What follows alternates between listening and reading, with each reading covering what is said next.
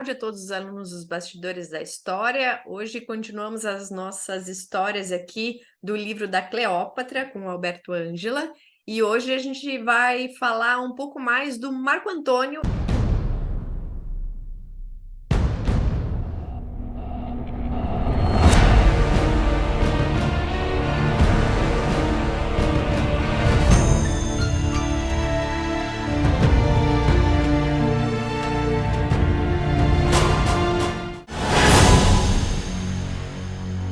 Então, agora, quantas mulheres o Antônio teve ao longo da vida?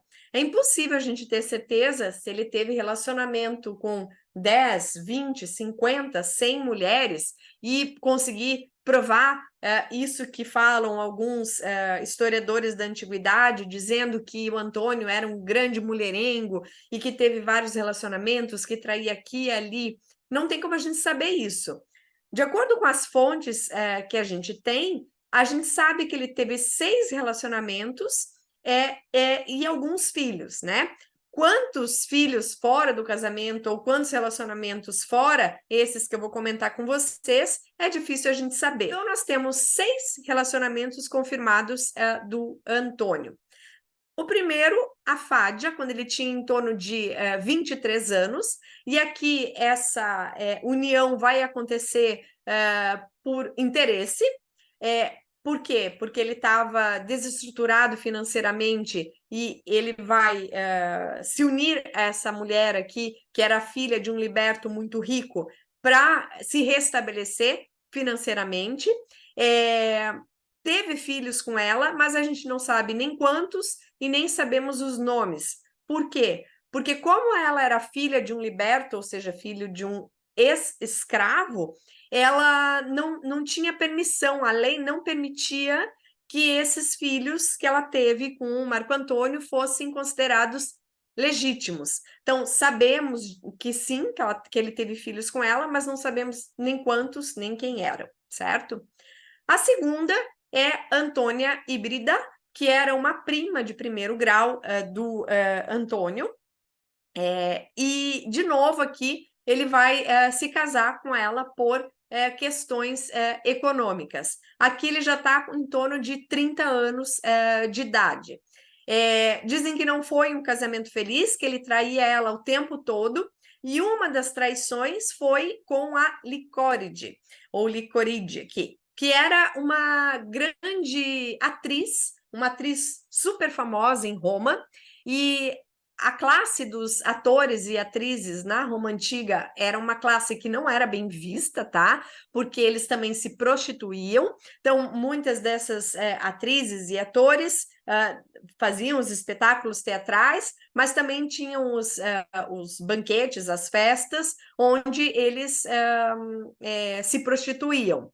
E o Antônio vai se juntar com essa mulher que diz que era a mais bonita de Roma, uma atriz maravilhosa, chamava a atenção de todo mundo. Tanto é que ela teve relações com outros personagens importantes. Antes do Marco Antônio, teve um relacionamento com o Brutus.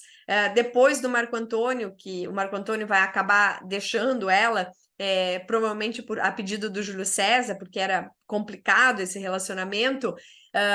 Ela vai ficar com um poeta que era amigo do Virgílio, e o Virgílio vai até escrever sobre isso, da depressão que o amigo ficou quando ela resolveu que não queria mais ele. Então, era uma super famosa nesse momento aqui, e o autor compara aqui a Licóride com a Mary Monroe, né? Diz assim que é mais ou menos a gente pensar na Mary Monroe, essa mulher que chamava tanto atenção e que teve relacionamento com políticos e com diversos aí e acabou criando uma situação constrangedora em muitos momentos na história. Seria essa aqui a nossa terceira relação do Marco Antônio, que começou em 49 a.C.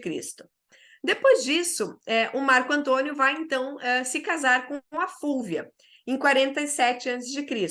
Ele tinha, então, em torno de 36 anos. Com a Fúvia, eles tiveram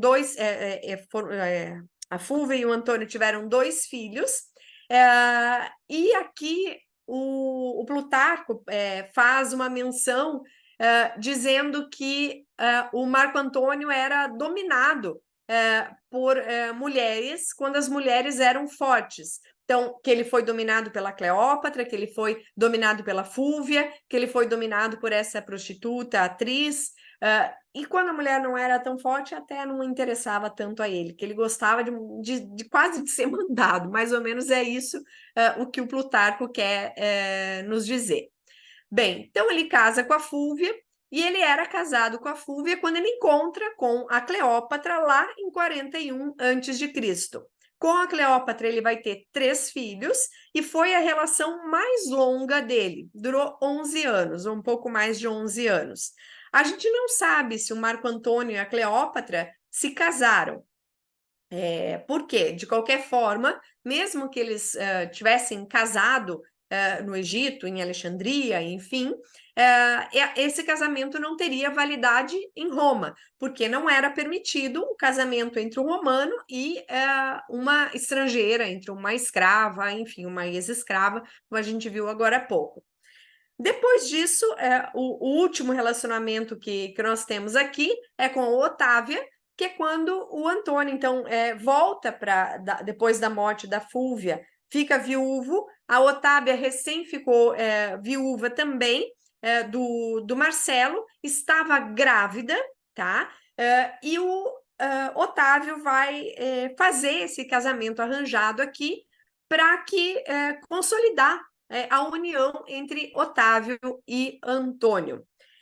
Aqui ele está em torno de 43 anos, e essa mulher, a Otávia, era considerada a mulher perfeita da Roma Antiga, que cuidava da casa, que fazia tudo certinho, ela era fiel, ela era sincera, era a esposa que todo mundo queria, tá? Uma mulher bastante inteligente também. E o Antônio, então, se une a ela. Para que esse casamento acontecesse, eles tiveram que fazer uma autorização especial do Senado. Por quê? Naquela época era proibido se você fiquei viúva, era proibido eu casar antes de fechar 10 meses. Por quê? Porque eu poderia estar grávida do meu falecido marido. E isso impediria, vamos dizer assim, de saber quem era o pai e entender a continuidade sanguínea, vamos dizer assim. Mas aqui, no caso, eles conseguiram essa autorização especial do Senado, e a Otávia vai casar grávida com o Marco Antônio. Ela vai estar grávida. O pai era Marcelo e o filho que nasce é o Marcelo também. O filho Marcelo é o que deu o nome ao Teatro de Marcelo. Deveria ter sido aquele que seria o segundo imperador romano depois do Otávio Augusto, mas acabou morrendo muito cedo. Então, esses foram os relacionamentos do Otávio que nós temos certeza, vamos dizer assim. Avaliando esses casamentos e essas relações, a gente consegue ver que todas elas tiveram algum tipo de conveniência, né? Não foi assim, o Marco Antônio olhou e se apaixonou perdidamente e se juntou. A gente já falou aqui que sim, ele com a Cleópatra deve ter surgido uma paixão, alguma coisa muito especial entre os dois, mas tinha muito de aliança política e militar no meio, tanto de uma parte quanto da outra. Então, todas as uniões aqui do Marco Antônio tinham alguma conveniência política, pessoal, ou então de retorno econômico, mesmo quando ele se apaixonou de alguma forma, como no caso da Cleópatra e da Fúvia também, que diz que ele era bastante apaixonado pela Fúvia. E essa união aqui com a Otávia vai tranquilizar a opinião pública. Por quê? Imagine a situação tensa aqui, que uma hora você enxerga o Marco Antônio junto com o Otávio, outra hora você vê que os dois estão brigando, uma hora eles estão juntos. Essa união da Otávia com o Marco Antônio vai dar uma certa tranquilidade, vamos dizer assim, para a população, para a opinião pública, dizendo, olha, finalmente os dois chegaram num acordo, Roma está entrando num período de paz, depois de toda essa guerra civil. Inclusive, nesse sentido, eles chegaram a cunhar diversas moedas com a imagem da deusa Concórdia, que é a deusa, então, que chegou num acordo, ou do casal, do Marco Antônio e da Otávia, como é o caso desse exemplo que eu trouxe para vocês. De um lado, o Marco Antônio e do outro, a Otávia. Essa mulher tem uma importância grandíssima na história, e, inclusive, hoje já está se restabelecendo muito a história da Otávia, porque no início se falava que era só a mulher, né, a fiel, a sincera, no cantinho. Não, ela foi, né, uma grande mulher, ela era forte também. Ela foi para campo de batalha com o Marco Antônio, que a gente vai ver daqui a pouco, grávida, tá? E cuidou dos filhos do Marco Antônio, enfim, ela teve grande influência aqui na política romana. Os filhos que ela criou, os dela com o Marco Antônio e os de outras relações dele, viraram grandes políticos em Roma. Então, uma mulher bastante especial e vai ser uma das primeiras que vai começar a aparecer nas moedas, o que nos mostra também essa certa abertura de mentalidade aqui, inserindo, de alguma forma, a mulher na sociedade romana e não deixando uma sociedade 100% machista, como era até então. Próxima semana. Beijo!